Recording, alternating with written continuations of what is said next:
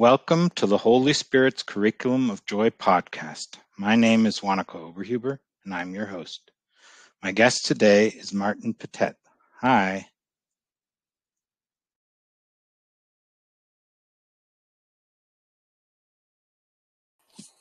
Hi, Wanaka. So happy to have you here. And I will start with the big question that I like to ask at the beginning. How have you come to see the world the way you do today?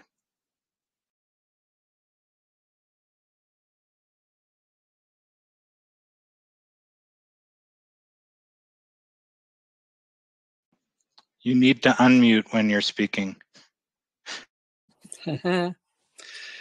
Okay, so thank you. I really like this question because it's such a wide-ranging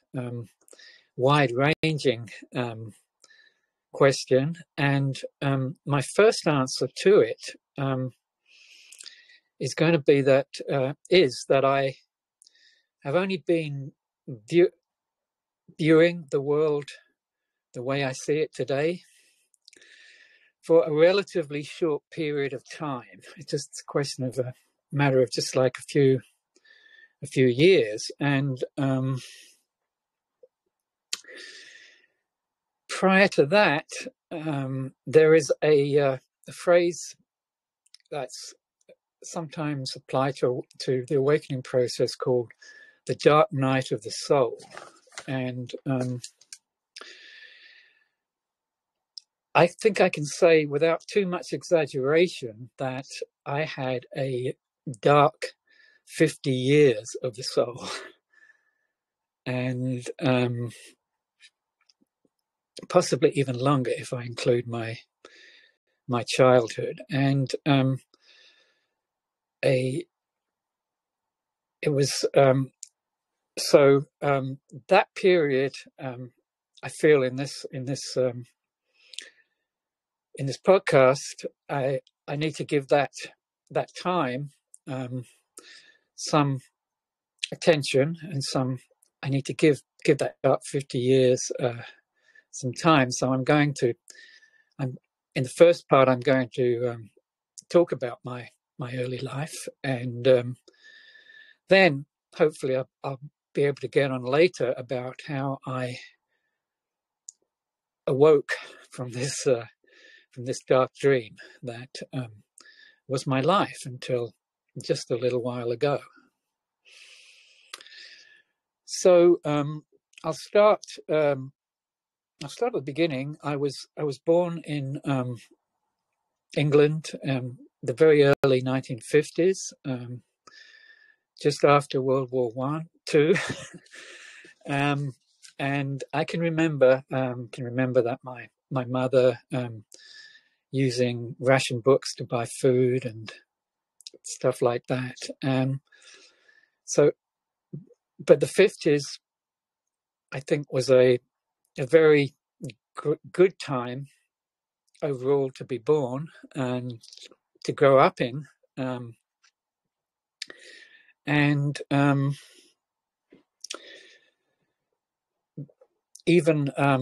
But however, I did not have a good time. Let's put it like that. And and this is kind of a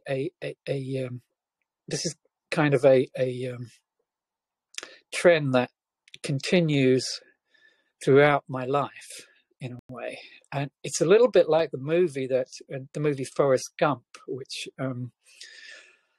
most of you have probably seen or heard of. Except that Forrest Gump was, experienced all these major kind of moments in history and actually took part in them, and according to the movie, and but with me, I didn't. I experienced them, but I missed out on them, and this is kind of like a trend that continues in my life, throughout my life. And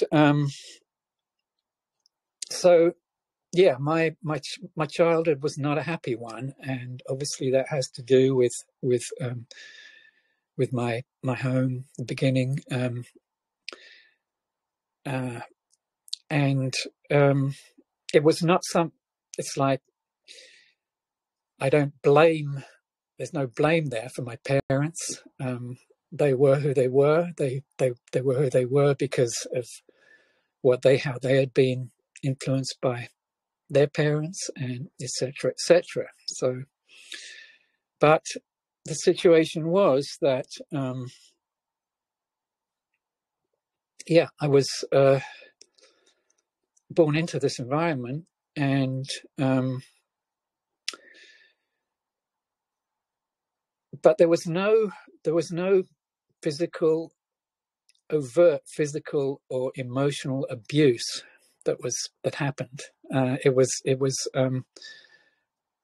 no drunken father, violence, and no shaming mother or anything like that. My parents were pretty normal middle class people. My father was a university lecturer. My mother was a 50s housewife, and so there was no overt physical or emotional abuse present, and there was no physical neglect. In other words, my mother, took care of, brought me up, and did everything that she needed to do as a mother in taking care of myself and my younger brother. However, there was emotional neglect, the way I can describe it. Through no fault of their own, of course, my parents were unable to somehow convey to me that validation that it appears most other children get from their parents, and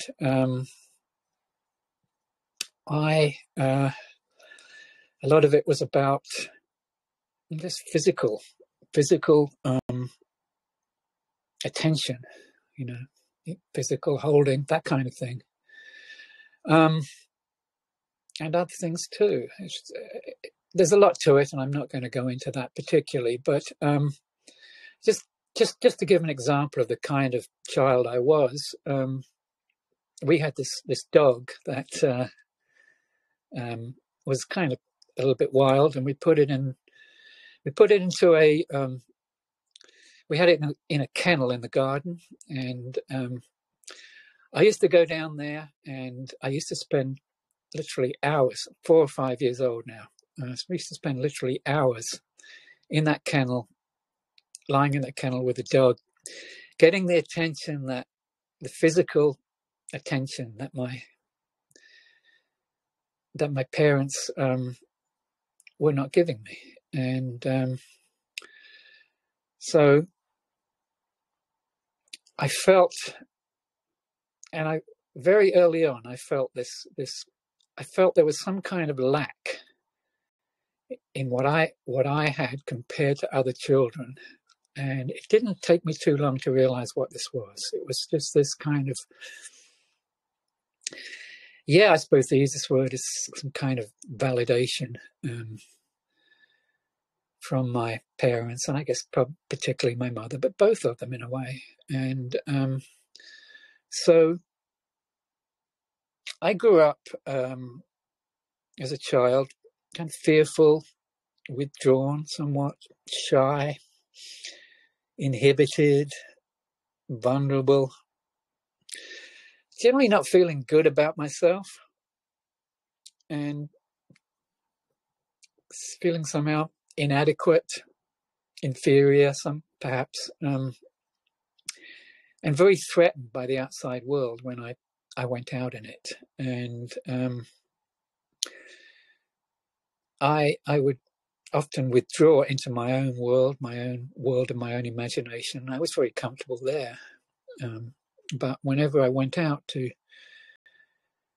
other people, I felt kind of threat. I felt some kind of fear, and that continued. That continued, throughout my childhood and adolescence, and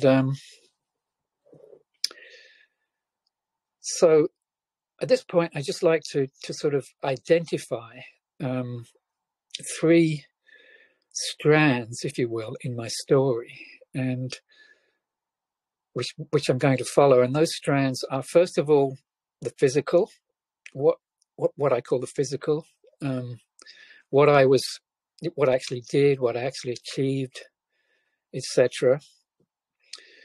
And the second one is what I call the emotional, what I was feeling about myself, as my mother would put it, how I felt in myself, how did I feel in myself, and my relationship to myself and to other people. And so there were those 2 strands, which very often were very, very far apart in my life. And the third strand is a spiritual, which didn't really begin for a few years. So, I'll get to that pretty soon.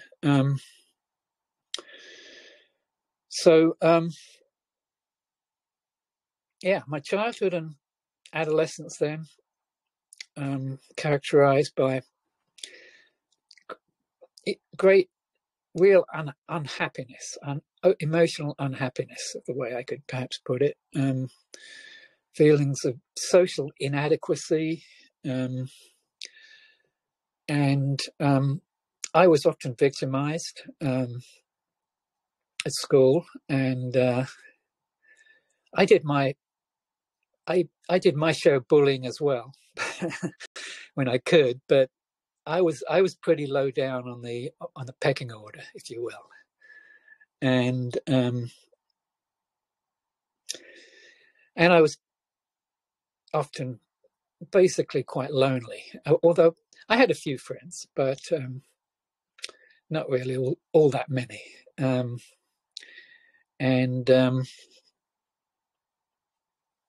However, physically, the physical thread went pretty well in terms of my achievement.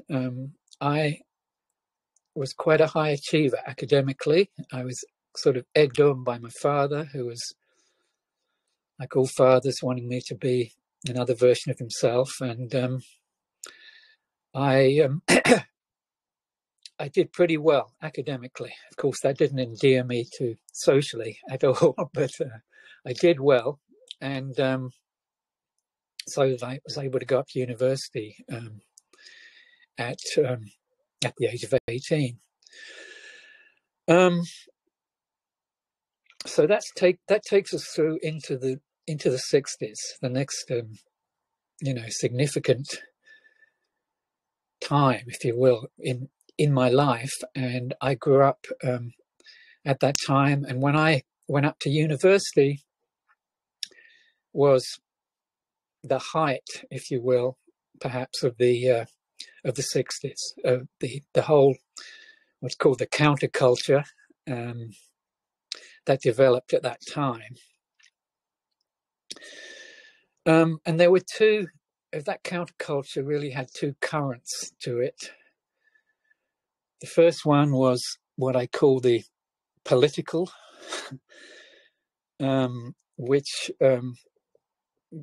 really manifested mainly, particularly in France and Germany at the time that I was at this time, and but it also affected England as well quite a lot, and just the kind of Marxist revolutionary thing that was going on, and particularly in Paris in '68 and all of that. And I got a little involved in that in my first year at university, and about a half a year after that and then I quit completely, never to go back to it. So that was the first. But the second current of the 60s was, shall we say, the spiritual, particularly particularly evident with of course, the hippies in this country, and there was a similar thing going on in England as well at that time. And two subcurrents to the spiritual one. One was particularly involved with drugs, and in particular LSD, and I was somewhat involved in that, but that was quite limited for reasons that I will explain shortly. Nevertheless, I did participate in that to some extent. The other subcurrent you could call the alternative religions, spirituality, particularly Eastern religions.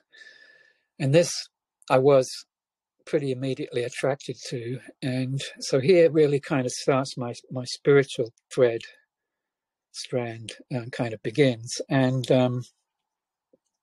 I got involved in, well, we'd be, I'd be reading people like Alan Watts and Jack Kerouac and Timothy Leary. And I do remember that the age of about 18, I think I was about 18 or 19, but some of my friends were even younger, like 17 years old.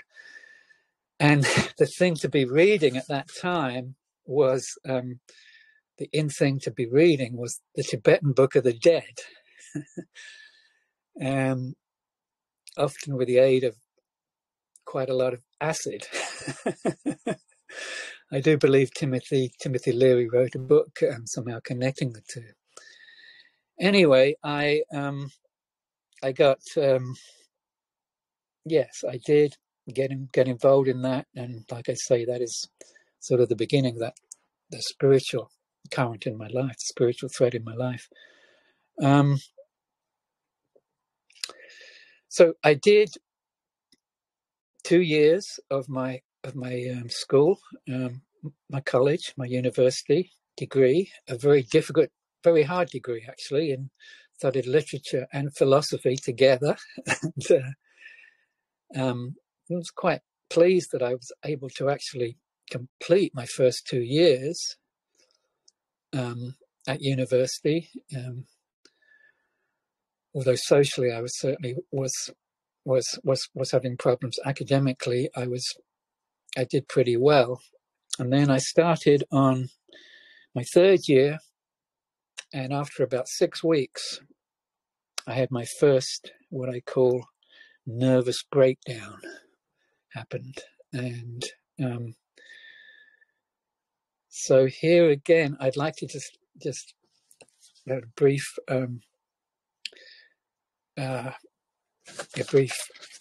reference here to something else, to another feature of my life, and that is that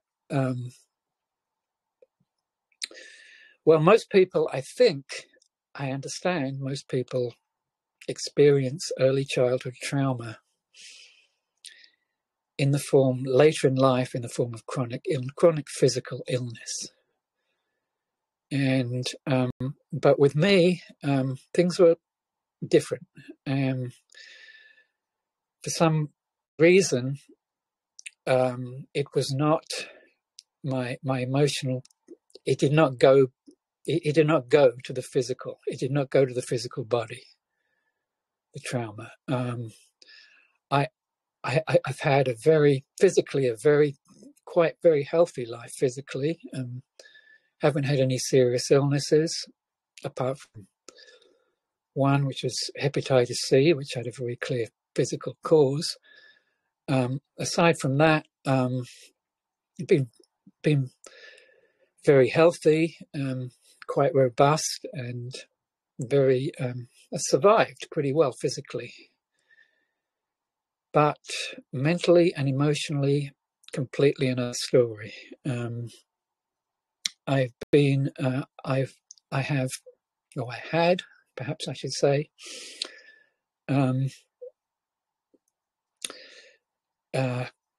pretty constant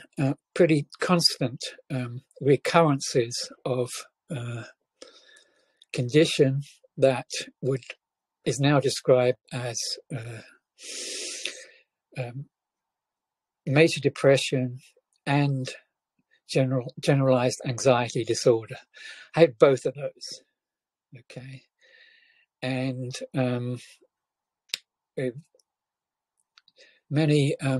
there've been many instances in my life where it has recurred, and as I'll describe later. But this was the first time that this happened, and as a result of this, I had to leave. I had to leave my studies. I went back home, and within a week, I was enrolled. I entered one of the many large mental hospitals, as they were called at the time, that were there in England, and I became an inpatient there, and and I stayed there for the first time about 3 months or so, and finally stabilized and was discharged. And I took a month, 6 months off, and returned in the fall, in the autumn, to resume my degree, and just much shorter time this time, maybe only about 4 weeks. Same thing happened. Breakdown, back home, back into hospital, and this time that was it. I didn't go back. I decided that I was going to drop out of university, much to the consternation of my parents, particularly my father. And I began existence as what I describe as a weekend hippie kind of existence. In other words, I didn't drop out completely, but I would do kind of low-paying jobs to support me, and the weekends I would indulge to some extent in the drug culture, and but adding to what I was talking about early on, I never really got into this too deeply, and it's, in a way, my fragile mental condition prevented me from indulging in the abuse of drugs that many of my friends did on a regular basis, and some of them didn't survive. But I stayed sort of, kind of on the fringes of this, and I experimented a little bit, but not a whole lot. And so that was my existence for a little while, mainly in London, living in London, doing that, and living in squats, and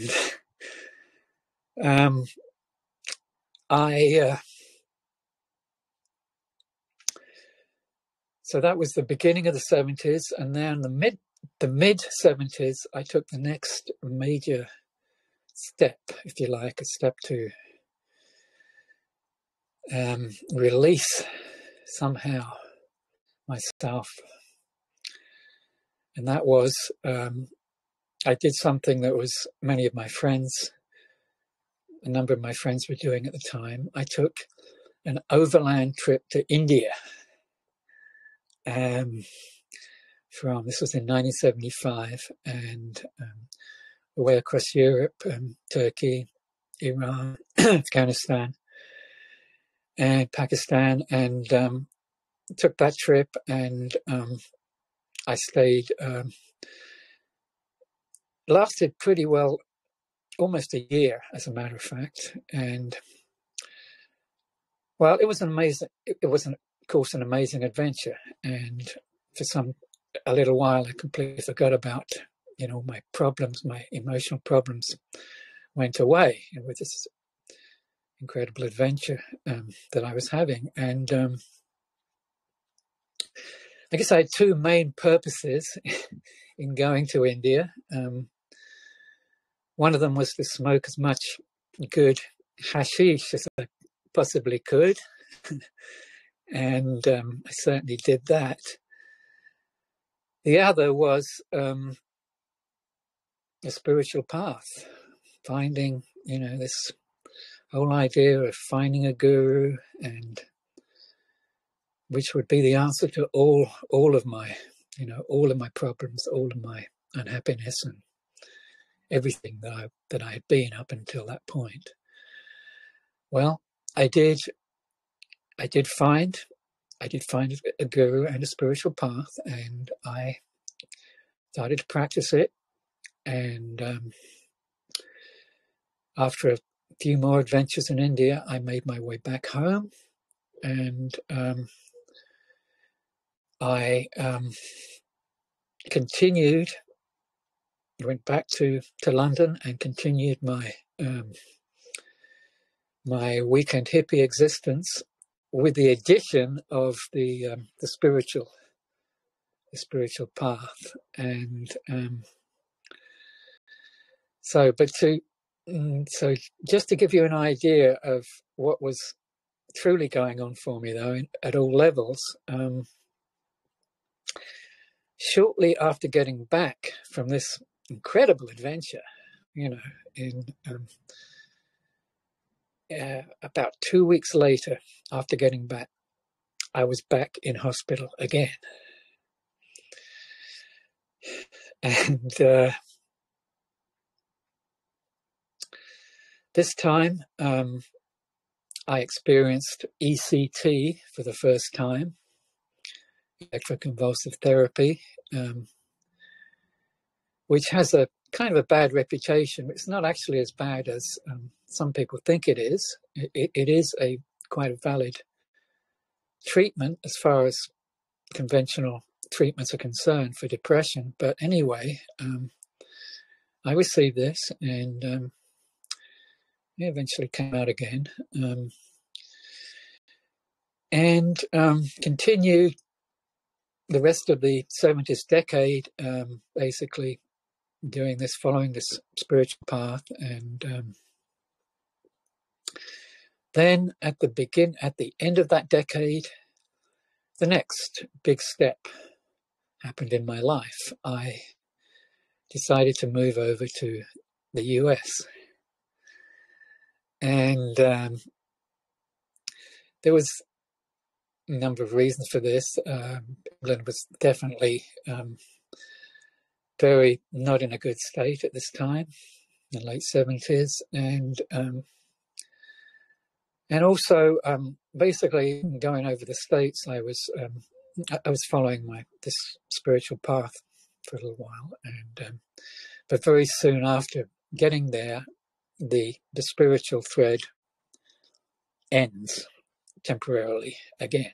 And once I got there, there I was in California in the beginning of the 80s. In Silicon Valley, or very close to it, and where everything was happening, and naturally I turned to to go what I used to call going straight once again, and I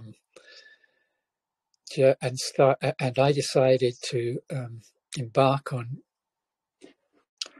a new career,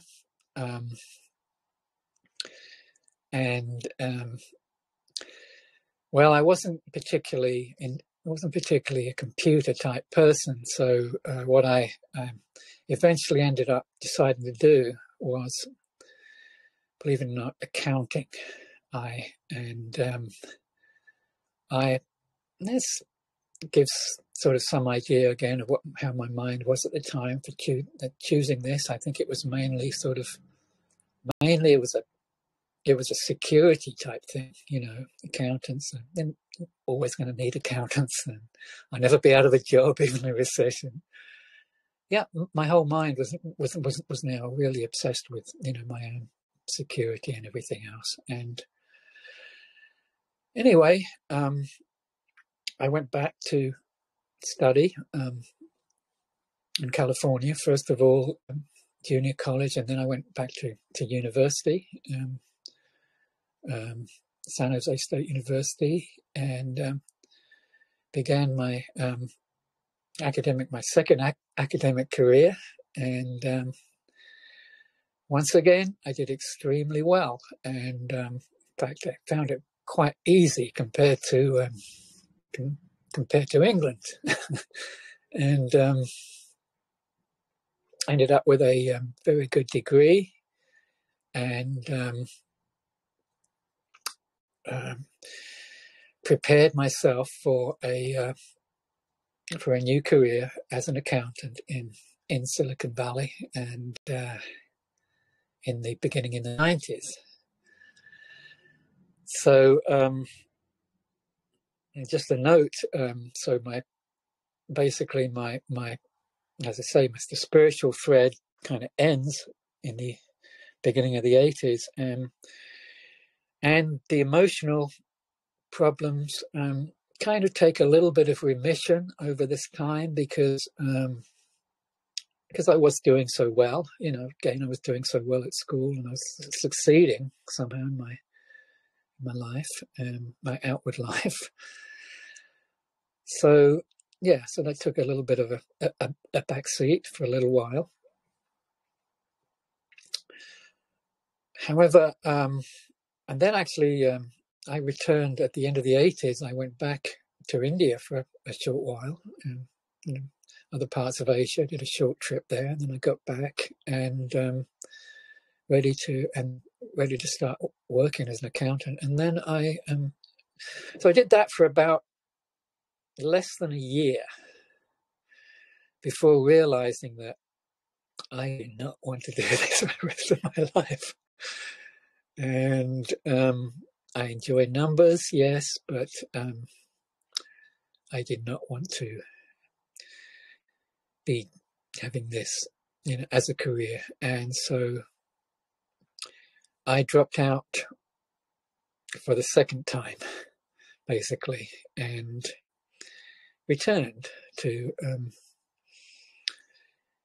the semi-hippie existence that I was before, and went back to the counterculture, which by then was called the New Age. And I'm sure some people can remember how it was in that time, in the early 90s. A lot of talk about channeling, ascension, ascended masters, ETs, and all this kind of stuff. And I got involved in that to some degree. I actually channeled one or two entities. And I went to live in a intentional community in California for almost a couple of years, which was another kind of significant event in my life. And while I was there, I got very exposed to alternative healing and all other kinds of New Age things, and even new drugs coming out like ecstasy, and so yeah, I was there for a couple of years, and then I went down to spend a little time in Sedona, that area,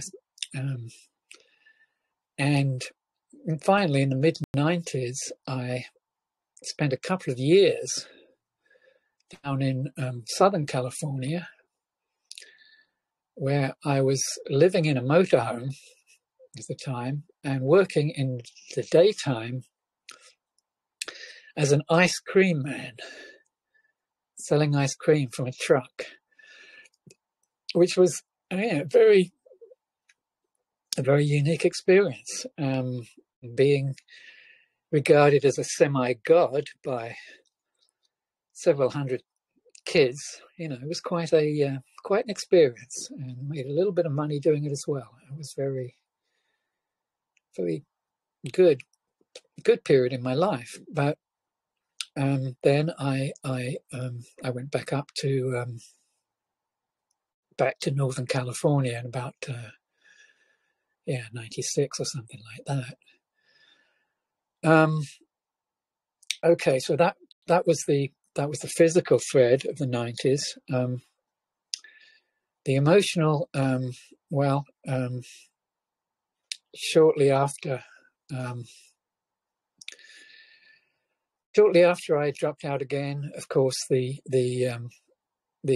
darkness began to return, and quite soon I had the experience again of being inside a psychiatric institution, this time in the US for the first time. And wasn't all that different to England, but anyway, and at this time there were new drugs becoming available for depression, notably Prozac and a few others, and these gave me a certain amount of relief, but really didn't totally deal with the problem. And I had increasingly severe outbreaks of mental illness as the 90s wore on, as that decade continued. 1997, I called my annus horribilis. And what happened was I actually went back to England for a little while and enrolled in a hospital over there, stayed there for a few months. Eventually came back to California, and the same process continued there. And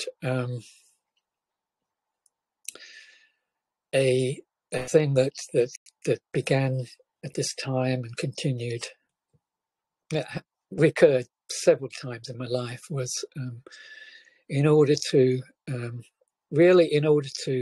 become confined in a hospital, which was what I felt I really needed, what I had to do, what I felt I had to do, because I just didn't, at these times I really wasn't able to take care of myself.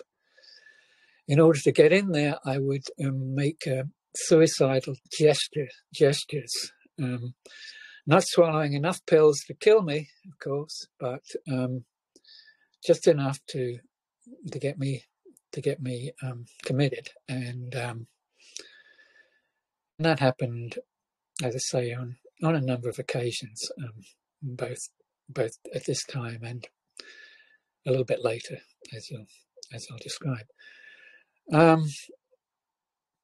So this so that was the 90s, the late 90s, and for me, and again, still far from happy, very far from enlightened. But there, I still surviving, still surviving, and the end of the 90s, I made another big move. I decided once again that I was going to go straight again, choose another career. And this time, that career was as a psychiatric nurse, psychiatric technician, as it's called over here. And yeah, so obviously there was a certain element here of kind of giving back what I had received, all the help I had received over the years, actually giving that back. And that was sort of the idea, part of the idea that was behind this career choice. And it did work out actually pretty well, because I got a job as working for the state of California as a psychiatric technician, and first of all working with forensic mental health patients, and later on with developmentally disabled clients, as we term them. I made a pretty reasonable amount of money doing this, and a lot of job security and good benefits working for the state. In addition, I got married at this time for the second time. First had not been for very long, but this time it lasted quite a long time. And so I became as close as possible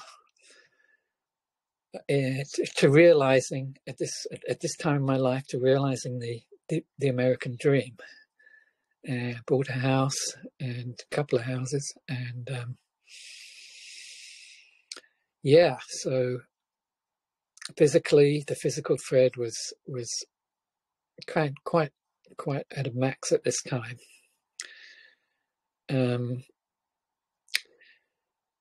And as a result of this,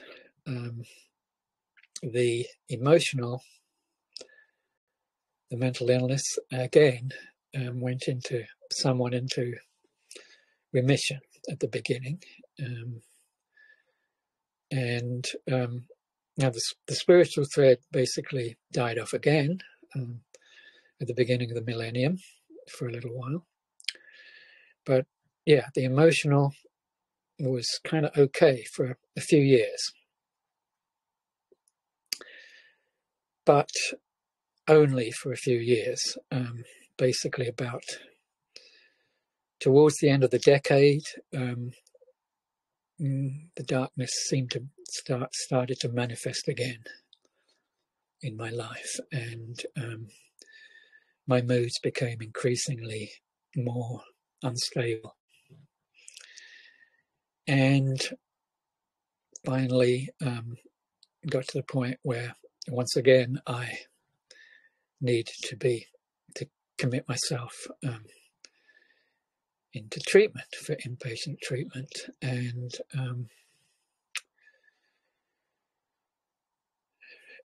by this time I realized that doing this work, which was quite not exactly difficult work, but in some ways it was, but I realized that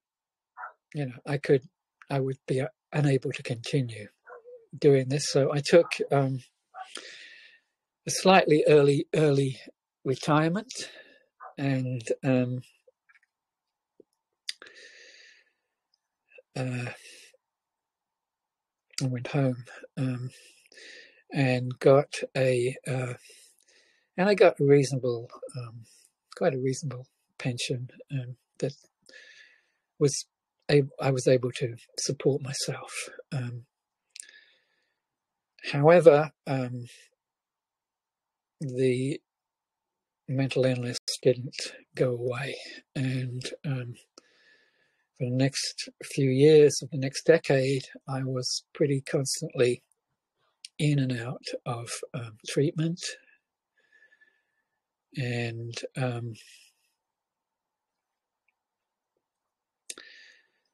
yeah, and then also again, fairly inevitably, my marriage ended after a few years of that decade, and my wife didn't disown me completely, but did have to move out of the house, and I started living alone, and so that was my situation, and that was my physical situation and my emotional situation, which was really definitely not getting any better. Now, also, around about that time, 2010, something like that, the spiritual started up again. And this time, it was about my discovery of the Course in Miracles. And first of all, I'd had the book for a long time. I'd had it in my possession, but I hadn't read it. And I started to read it. I started to do the lessons. And then slowly I got in touch with a few people. I went to some local groups, and but for quite a few years, I didn't really, a couple of years, I didn't really go into it deeply. But then, particularly after I left home, I started really a deep study of the Course. It was basically at that point, it was the only thing I was doing, and so I went through the text a number of times in great detail with different commentaries. I got pretty familiar with it, and finally, something pretty amazing ended up happening. Excuse me. I wrote a book about the Course, and this book, which I have here, called Divine Logic and Transcendental Metaphor, was the title. I wrote it over a period of about a year. By the way, this book is available on Amazon, and although I haven't promoted it hardly at all, people who've read it have been quite complimentary to me about it. And for me, it's quite amazing, because I can pick up this book now and I can learn from it. I can actually learn from this book. And the amazing thing about it was that a few months before I wrote this book, the whole thing took about a year to write, A few months before that, I was in psychiatric hospital having ECT, and a few months, not long afterwards, completing it, I was doing the same thing. So it wasn't that I was in a state of severe depression while I was writing it, but I was certainly not anything like in a state of happiness, joy, or awakening. I was so this book, I feel, was just, I feel it's a very good example of what channeling, I think, really is. It was channeled. I mean, it wasn't me. It wasn't Martin. That was Martin, as he was at the time, who wrote this book. So anyway, I continued with my exploration of the course, and got to know one or two teachers, and I went to a few events. I remember particularly a event that took place in a national Course in Miracles event that took place in Las Vegas. I think it was 2016 or something like that, and which I attended. I was right in the middle of a pretty severe depression, and it was just a unreal experience for me going to that event. But but I went, and then somewhat a little bit after that, a little bit longer after that, I actually I went down to Mexico, a place called Chapala, where there's a quite a large course community down there by different teachers, such as David Hofmeister and Jimmy Twyman, and I stayed. So I stayed down there, but would you know it? Shortly after completing a weekend retreat with David, I relapsed into just a terrible depression, and it was just completely overwhelming. And I have a few of my notes that I managed to somehow scribble down at the time, and they make very disturbing reading to me now. But anyway, I had that experience, and then I returned briefly to California again, and had about a 6-month reprieve, if you like, the calm before the storm, because I then went into the worst episode that I have yet experienced. All of these episodes, each time it seemed like it was worse than it had ever been before. But this one was definitely what I call the apotheosis of my dark night of the dark 50 years of the soul.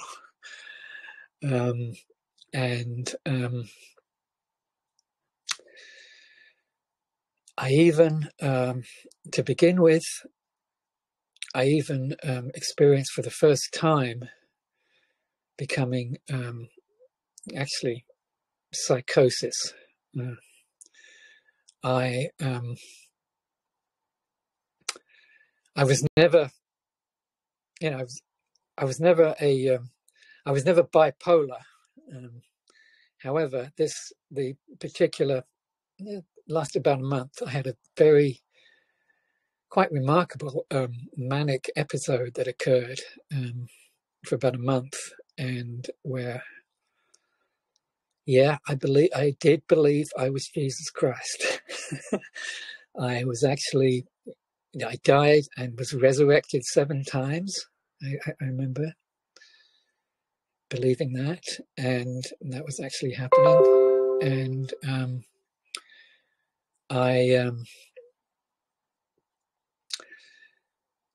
I was going around blessing people and all this kind of stuff. And yeah, and I can just remember all of this stuff. I wrote a little account of it, and actually, and but then shortly after that, that only lasted a certain time. But then I relapsed into a very, very severe psychotic depression. That seemed that it was, well, it seemed to me that I was really at the end of everything. You know, bear in mind I was really advanced in age at this time, and I thought, well, this is it. You know, and I was feeling that my life was at an end, basically. I was very convinced that I had dementia. I didn't have it. What I had was just extreme depression, and anxiety. But of course, I mimicked all the symptoms, and that just made it worse. And yeah, so I call this final period my second annus horribilis, and this was more horrible than anything anything that had gone before. And I could well have ended up permanently incarcerated in some kind of a locked geriatric psychiatric unit. I was rescued from that, but fortunately, but still the depression was there. It seemed like it was basically never going to go away. And so with that comes the end of the first act of my story, the dark night of the soul, the dark 50 years of the soul. And now I can move on to the process by which I got out of that and became the person that I am now, and always, of course, have been. But I was hidden in that very dark dream for so many years.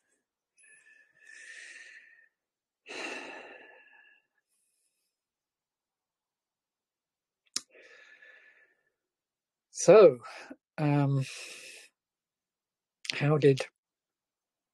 what happened from there? Well, I needed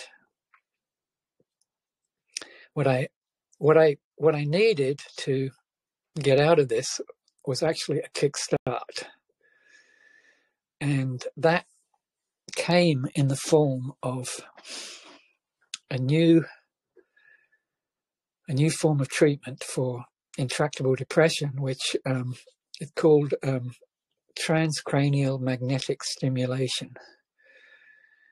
And I was told about this previously. I'd been told about this by a friend, but then all of a sudden, my psychiatrist, who'd been treating me for more than a year previously, suddenly came up with this possible alternative treatment, and I knew right away that was it. This was for me. And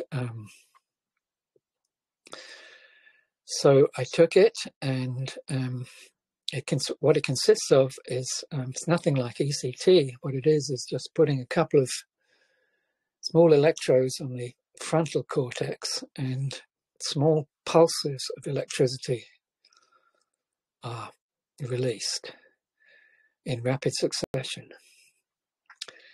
For a few minutes this happens, and you have a few treatments of this, and after just a few treatments of doing this, my depression lifted.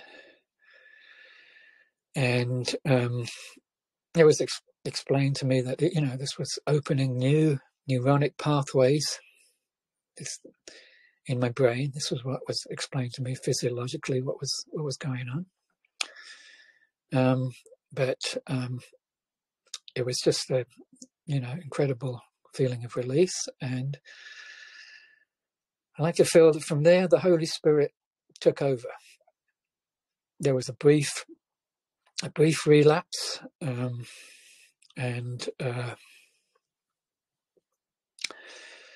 just for a few days, but then things were just okay again. And this whole process at that point took about a couple of months, 2 or 3 months to kind of happen. I remember one image that I had in my mind at the time, and that was that of a mountain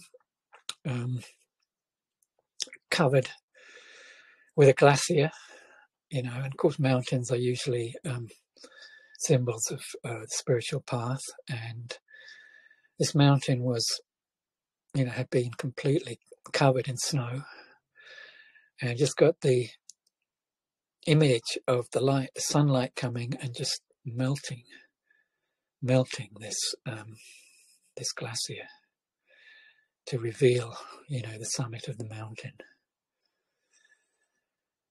And that was, you know, just kind of an image that I had of this process that was taking place. I was realizing that I was now ceasing to identify with that illusory being that had kept my attention for all of those many years, and identifying with who I really am, you know, which is a being of light. And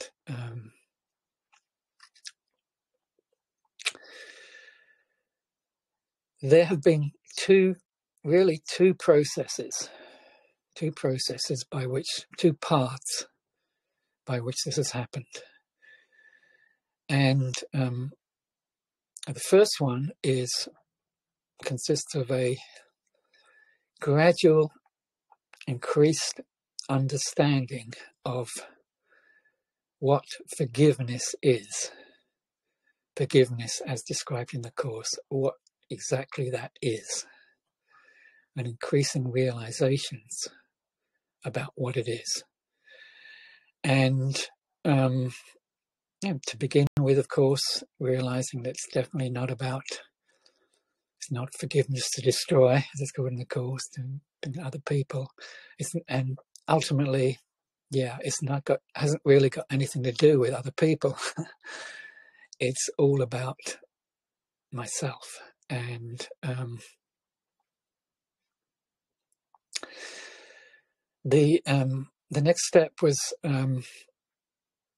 I assume most people are familiar with David Hoffmeister's levels of mind diagram that sort of has emotions at the top, and then it goes to thoughts, beliefs, and desires. Okay, and my focus was on those desires. Was on the desire, and I have there's a couple of Course teachers that I owe to for this understanding, but it's also I am the famous lines in chapter 21 of the Course. I am responsible for what I see. I choose the feelings I experience, and I decide upon the goal I would achieve. And everything that seems to happen to me, I ask for and receive as I have asked. And this is, really understanding this and realizing that, every experience that I have, every one, I desire to have it because that's why it's there. That's why it's happened.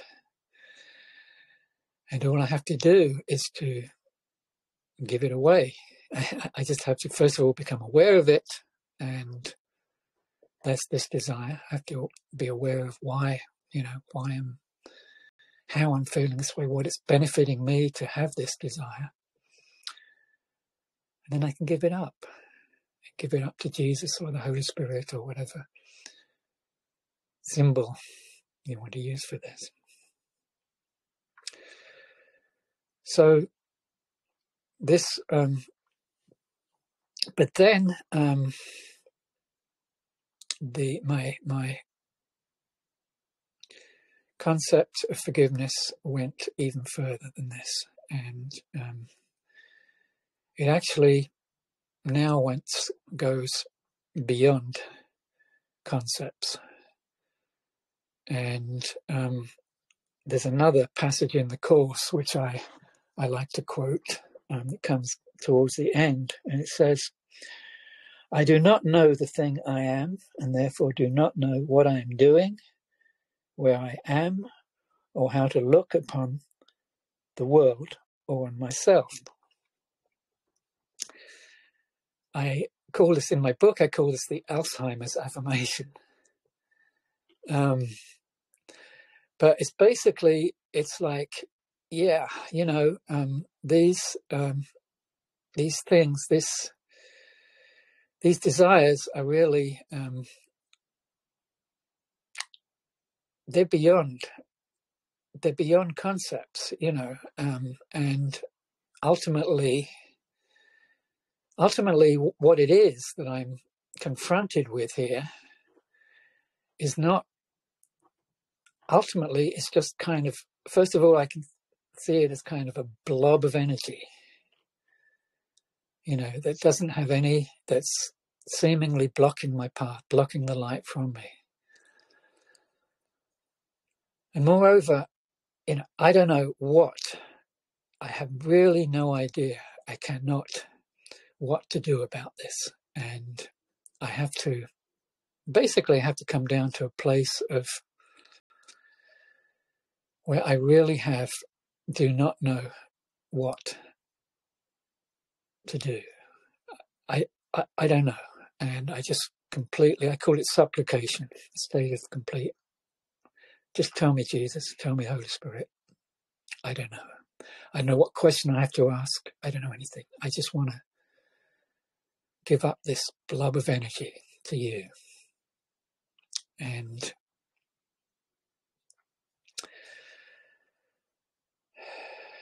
in doing this,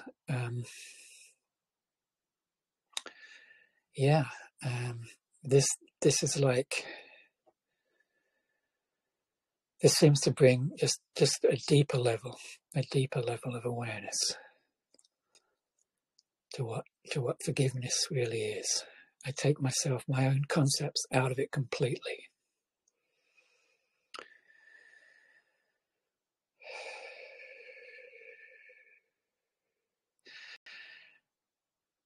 And I suppose maybe the final step is to see all these different blobs of energy as one. And that I can release it just like that. That really is possible to do in the holy instant. And that's all we need to know.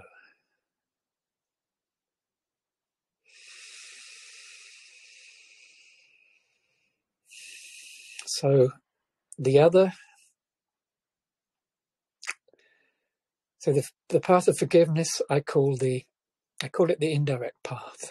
The other path that was part of my process, I call the direct path. And this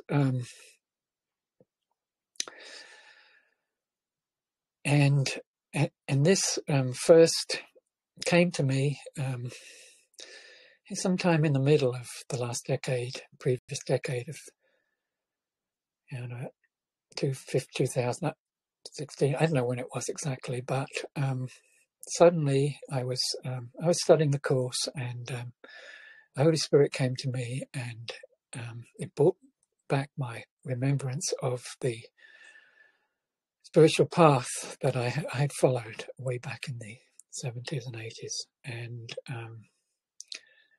the meditation that I was given to do, and I was guided to start doing that meditation again. And not only that, but I was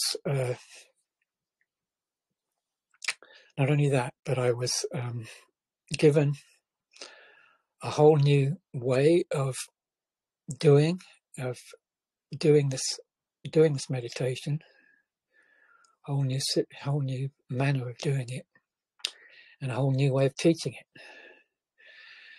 And very quickly, I really had great benefits, great realizations occurred when I started to practice it in this way. And furthermore, I was also given the guidance that I should start to teach this meditation to other people, and particularly mighty companions on the course. Basically, that's what I've been doing slowly, and it's still something that is very much in process at the moment.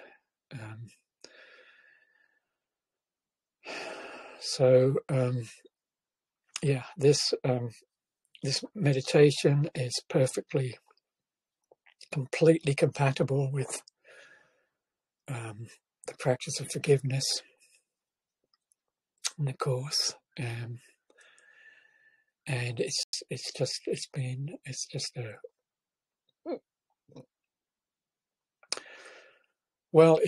a quite something I can't really even put into words, but anyway, I am offering this and to anybody who wishes it, and so that is basically my story, and thank you, Wanako, for allowing me to tell it. You're very welcome, and we've come to the time where we are going to close up. So, is there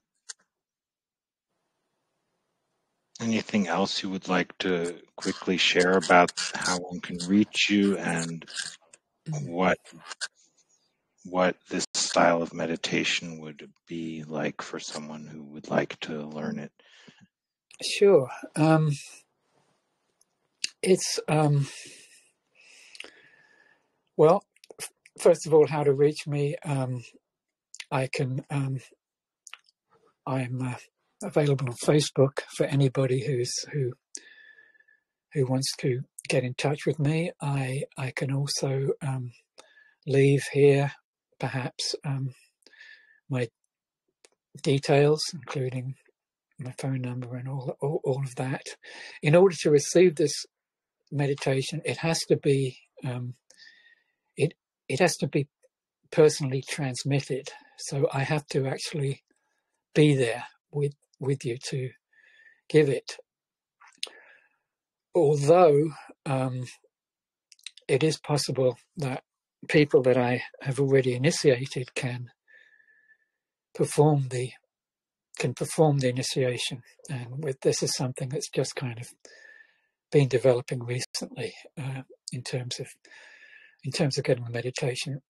What it's like, well, I can say it's not like any other kind of meditation that that you've ever done before. It does not involve taking up, sacrificing, I should say, parts of your daytime in order to sit and do it. It's not like that. That's pretty well. I can't really say too much else about it except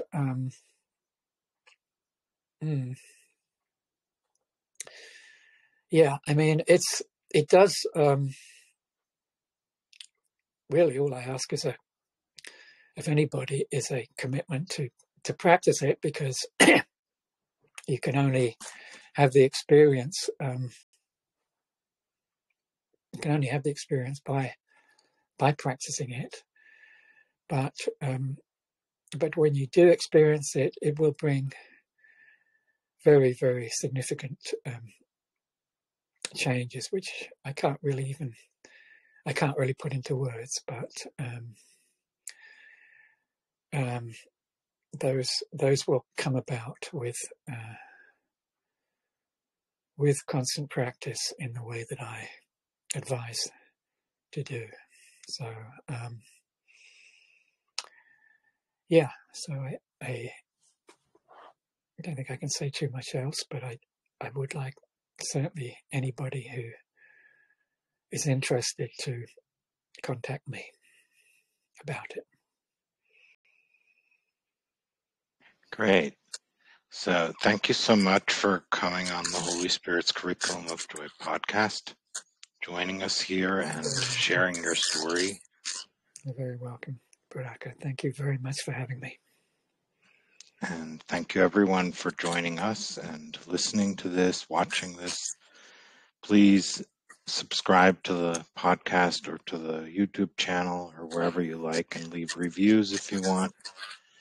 And I'd appreciate you also contact me if you want to be a guest. So thank you, all of you. Blessings, and till next time. Blessings.